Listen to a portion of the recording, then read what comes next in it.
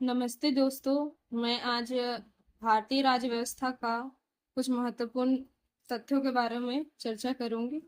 Constitution development of India मतलब भारत में कैसे कैसे संवैधानिक विकास हुआ है उसके बारे में चर्चा करेंगे। और ये सार संग्रह का एनसीईआरटी सार संग्रह बुक से इंडियन पॉलिटी के तथ्यों के बारे में हम चर्चा करते हैं।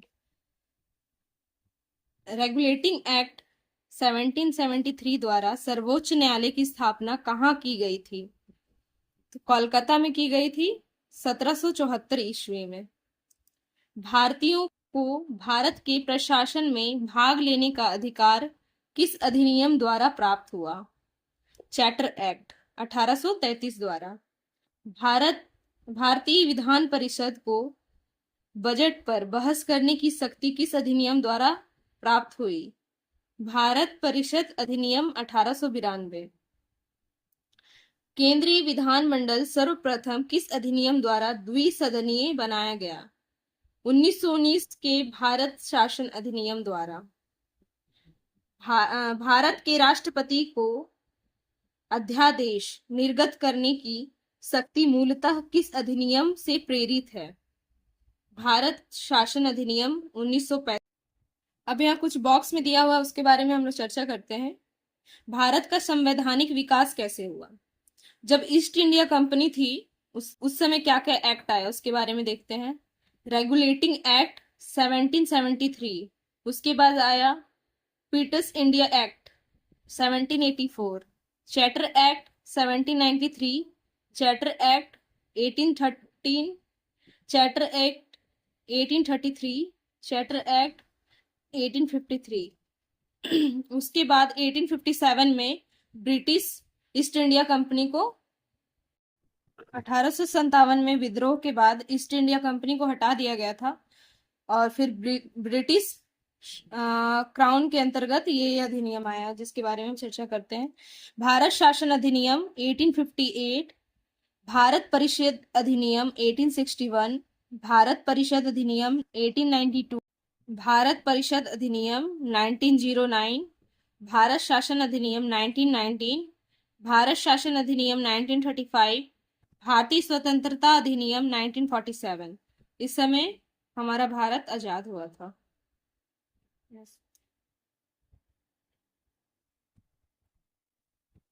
केंद्र में द्वैध शासन व्यवस्था किस अधिनियम के द्वारा लागू की गई थी? भारत शासन अधिनियम 1935 के द्वारा। ब्रिटिश भारत में किस अधिनियम में संघीय शासन का प्रावधान था? भारत शासन अधिनियम 1935। अखिल भारतीय संघ स्थापित करने का प्रावधान किस अधिनियम के द्वारा किया गया था? भारत शासन अधिनियम 1935। भारत के संविधान में केंद्र और राज्यों के मध्य किया गया शक्तियों का विभाजन भारत सरकार अधिनियम 1935 पर आधारित है। एक निर्वाचित संविधान सभा द्वारा भारत के संविधान का निर्माण करने का प्रस्ताव किसके द्वारा दिया गया था? क्रिप्स मिशन द्वारा। भारतीय संविधान सभा का गठन किसके अंतर्गत किया गया था? कैबिनेट मिशन 1946 के अंतर्गत।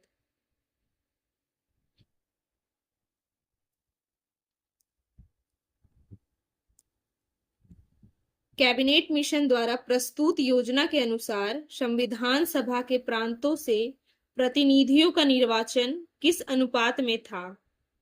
10 लाख की जनसंख्या पर एक सदस्य। भारतीय संविधान का निर्माण करने वाली संविधान सभा के सदस्यों का चुनाव किसके द्वारा किया गया था? विभिन्न प्रांतों की विधान सभा के द्वारा।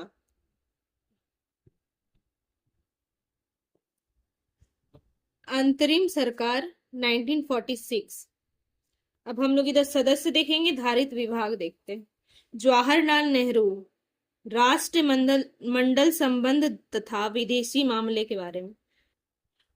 सरदार वल्लभ भाई पटेल गृह सूचना एवं प्रसारण। डॉक्टर राजेंद्र प्रसाद खाद्य एवं कृषि। जॉन मथाई उद्योग एवं नागरिक आपूर्ति। जगजीवन राम श्रम। सरदार बलदेव सिंह। रक्षा लियाकत अली खां। वृत्त सी राजगोपालाचारी। शिक्षा एवं कला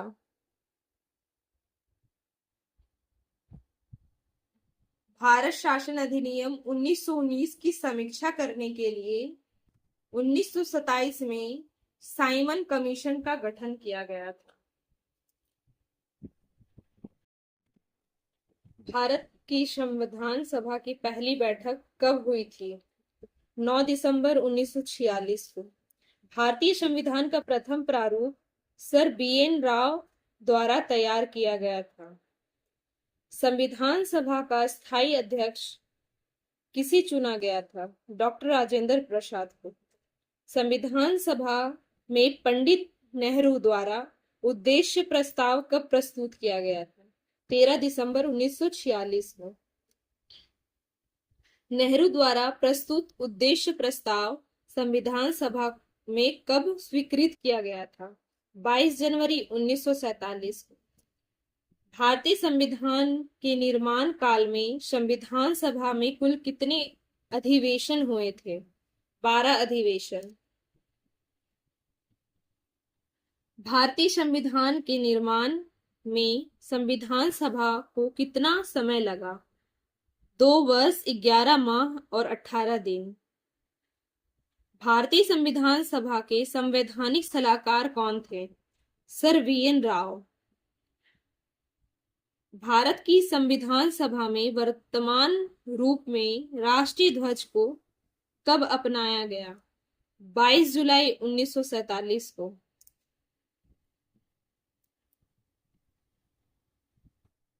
संविधान सभा की प्रथम बैठक की अध्यक्षता डॉक्टर सच्चिदानंद सिन्हा ने की थी। ये अस्थायी अध्यक्ष थे। भारत का संविधान कब स्वीकार किया गया? 26 नवंबर 1949 में। भारतीय संविधान पूर्णतः कब लागू हुआ था? 22 जनवरी 1950 में। अब हम लोग संविधान सभा के बारे में कुछ देखते हैं। 9 दिसंबर 1946 को संविधान सभा की प्रथम बैठक हुई थी, जिसमें डॉक्टर सच्चिदानंद सिन्हा को अस्थायी अध्यक्ष तथा 11 दिसंबर 1946 को डॉक्टर राजेंद्र प्रसाद को स्थायी सदस्य अध्यक्ष चुना गया। संविधान निर्माण का प्रारंभ 13 दिसंबर 1946 को पंडित जवाहरलाल नेहरू द्वारा प्रस्तुत उद्देश्य प्रस्ताव से हुआ, जिसमें 22 जनवरी 1947 को सर्वसम्मति को से स्वीकार कर लिया गया। 1949 को भारतीय संविधान अंगीकृत किया गया, जबकि 26 जनवरी 1950 को पूर्णतः लागू किया गया था।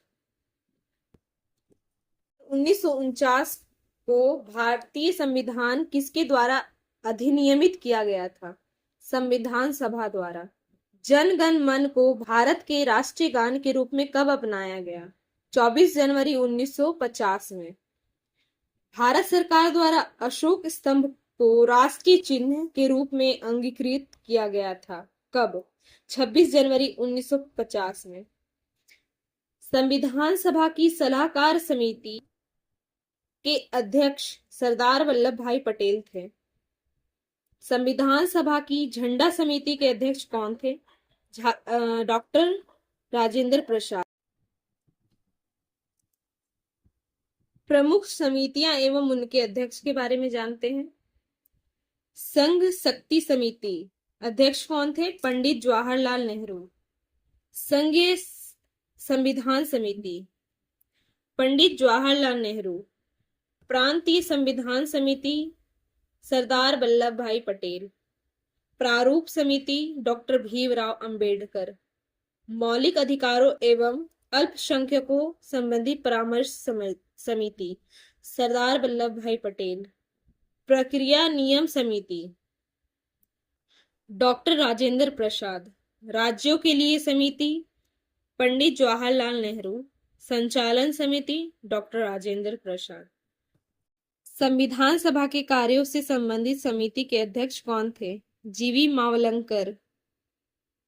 डॉक्टर बी आर अम्बेडकर की अध्यक्षता से संविधान सभा की प्रारूप समिति में 6 अन्य सदस्य एन गोपालास्वामी आयंगर, डॉक्टर के एम मुंशी, वी एम मित्रा, बाद में इनके स्थान पर एन माधवराव, अल्लादी कृष्णा स्वामी अय्यर, सैयद मोहम्मद सदुल्ला तथा डीपी खेता, बाद में इसके स्थान पर टीटी कृष्माचारी थे। संविधान सभा ने डॉक्टर वी आर अम्बेडकर की अध्यक्षता में प्रारूप समिति का गठन कब किया था? 29 अगस्त 1947 को। डॉक्टर वी आर अम्बेडकर का संविधान सभा में निर्वाचन किस प्रेसिडेंसी में हुआ था? मुंबई प्रेसिडेंसी में। Thank you all of you.